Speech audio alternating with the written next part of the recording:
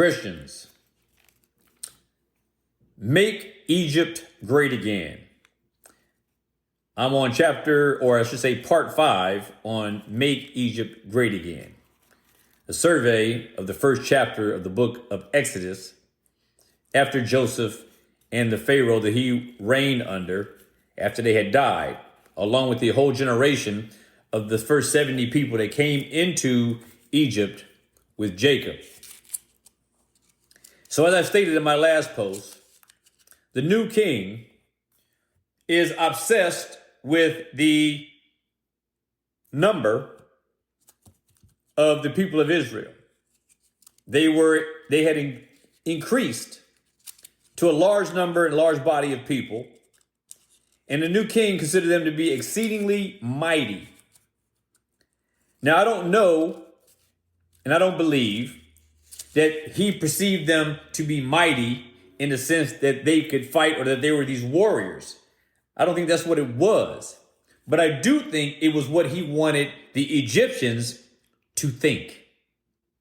I think that he was concerned about the extent of their influence. And this is what he was worried about. So this new king, it says that in verse 9, that he said to his people, the other Egyptians, which no doubt at this point had no beef with Israel, but he's creating a beef with Israel.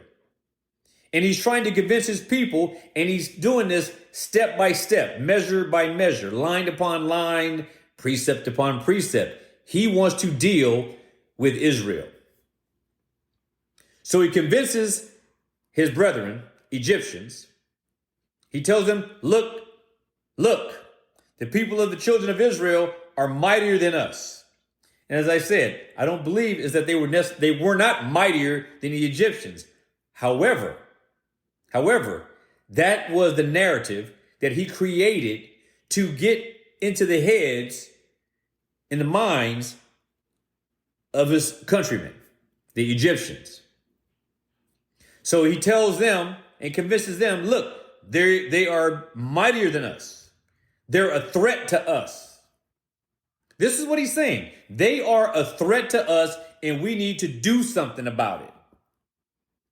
And so he says in verse 10, he says to his fellow countrymen, the Egyptians, he says, come, let us deal wisely with them. Or let us deal shrewdly with them is what he's saying. When he says wisely, he's talking about dealing with them shrewdly, dealing with them with craft. Let's be wily with them.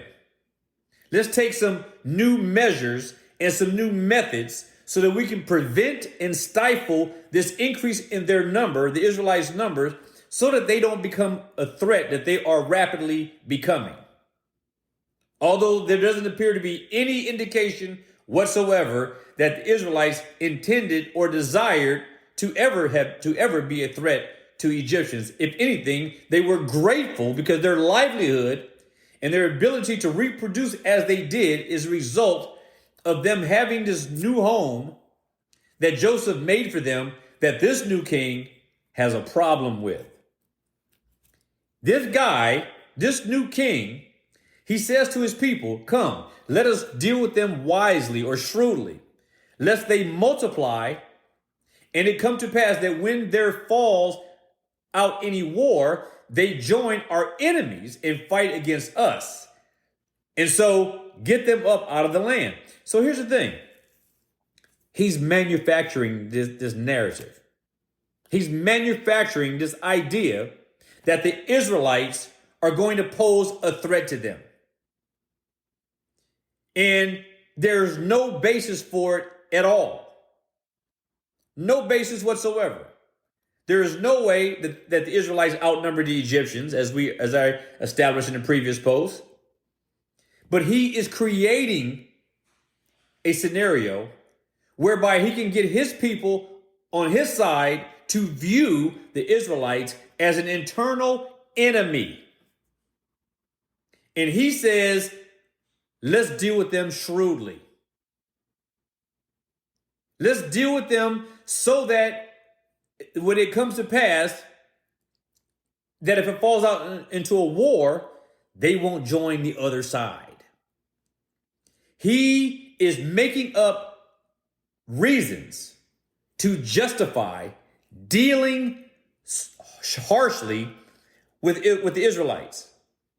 And at the same time, he wants to avoid any show of oppression and tyranny. He doesn't want to make it seem as though he is going in on them. He wants to make it seem like it is something that's necessary to do, but that he's almost making it seem like we're going to deal softly with this. And this is why he wants to deal shrewdly, because this is showing that he wants to do it in a very undercover way.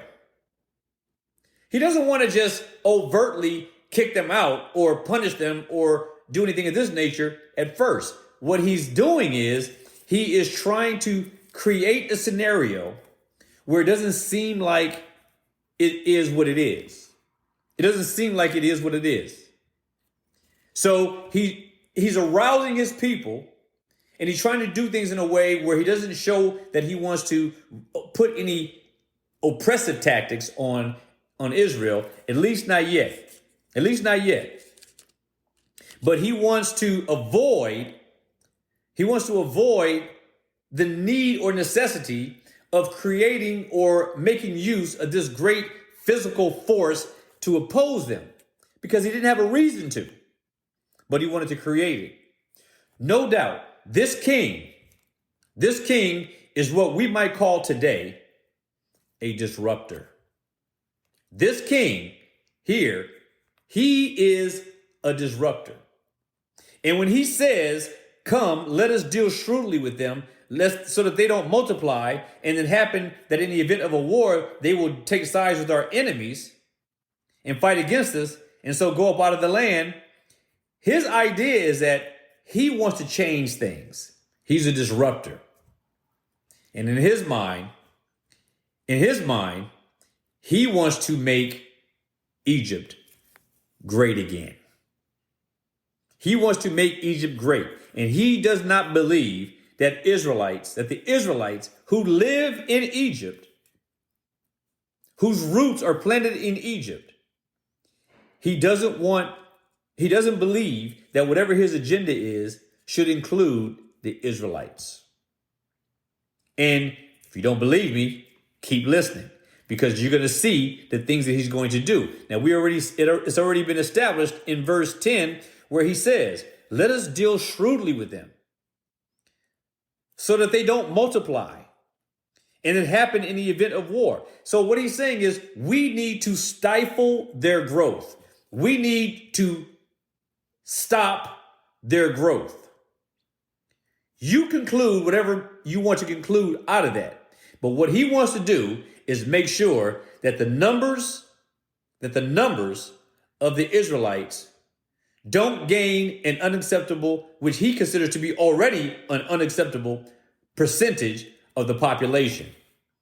He wants to handle this population, and he wants to put in place some measures to control the population. Be provoked and be persuaded. Until the next one.